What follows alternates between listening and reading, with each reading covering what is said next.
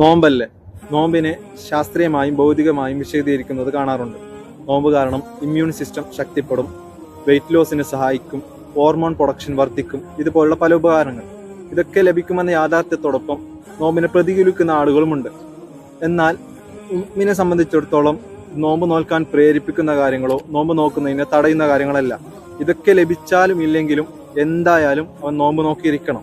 Greenland, Iceland പോലുള്ള രാജ്യങ്ങളിൽ 20 മണിക്കൂർ വരെ നോമ്പ് അനുഷ്ഠിക്കുമ്പോൾ ദക്ഷിണാർദ്ധഗോളത്തോട് അടുത്തിരിക്കുന്ന ഇന്ത്യ പോലുള്ള രാജ്യങ്ങൾ 11 മുതൽ 13 മണിക്കൂർ വരെ നോമ്പ് അനുഷ്ഠിക്കുന്നുണ്ട്. അള്ളാഹുവിൻ്റെ കൽപ്പനയ്ക്ക് വഴിപ്പെടുക എന്ന പരമമായ ഇബാദത്താണ് നോമ്പിലൂടെ കരുതേണ്ടത്. എങ്കിലേ യഥാർത്ഥ ആരാധനയുടെ സംതൃപ്തിയും പ്രതിഫലവും നമുക്ക് അനുഭവിക്കാൻ സാധിക്കൂ. ഇനി ഒരാൾ നോമ്പിനെ ഡയറ്റായും ആരോഗ്യ പദ്ധതിയായും നിസ്കാരത്തെ എക്സസൈസായും അതുപോലെ സക്കാത്തിനെ ദാരിദ്ര്യ നിർമ്മാർജ്ജന പദ്ധതിയായും കാണുന്നവർക്ക് ഹജ്ജും ഉംറയും കേവലം ഒരു ടൂറായി മാത്രം കാണേണ്ടി വരും. അതുകൊണ്ട് നിയത്തിൽ പിഴക്കല്ലേ. നിങ്ങൾക്ക് തടി കുറക്കാം, എന്തും ചെയ്യാം. ബട്ട് നമ്മുടെ ഈ നോമ്പ് കൊണ്ടുള്ള ഉദ്ദേശം അള്ളാഹുവിൻ്റെ തൃപ്തിയും അള്ളാഹുവിൻ്റെ പ്രതിഫലവുമാണ്. ഇൻഷാ അല്ലാഹ്.